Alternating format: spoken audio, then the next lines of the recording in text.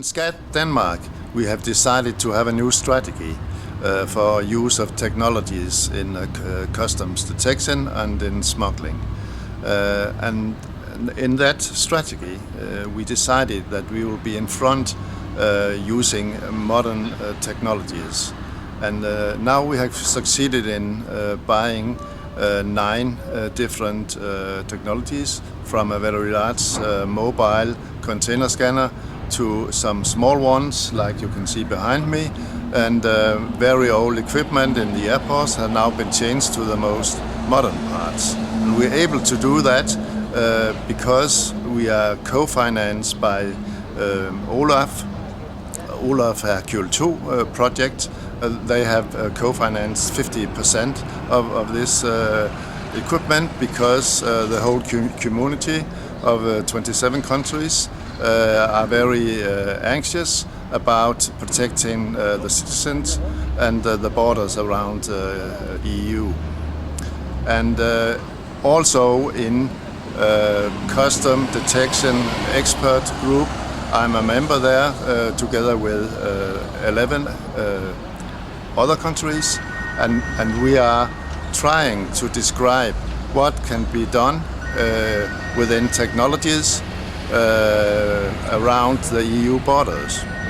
So we are working very fast in having the use of modern technologies in the customs work, and in the future I guess it will be a very tough time for smugglers in the European community. Could you explain how it works, the big scanner we see in the background? The scanner we can see in the background, built on a Mercedes van. It has a tunnel in the X-ray machine at 1 meter at both sides, so we can move very fast around the borders in Denmark and in warehouses and wherever it's needed.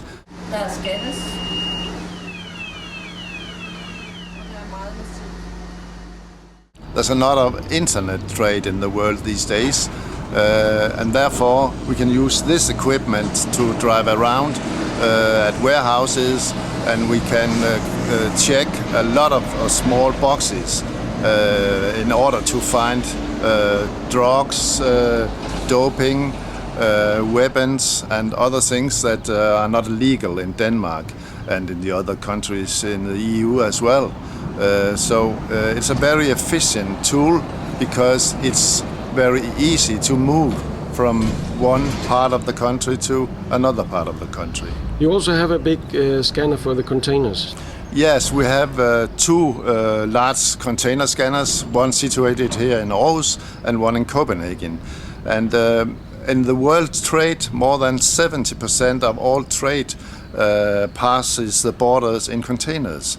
So we have to check a certain amount of these that have been sorted out by risk analysis before we scan them. But we can scan 20-30 times more than custom officers can do with their hands. So we in this work we can sort out a percentage where we can afterwards we can do physical checks in these small numbers that we are able to do physical checks in with the amount of custom officers we have in each country.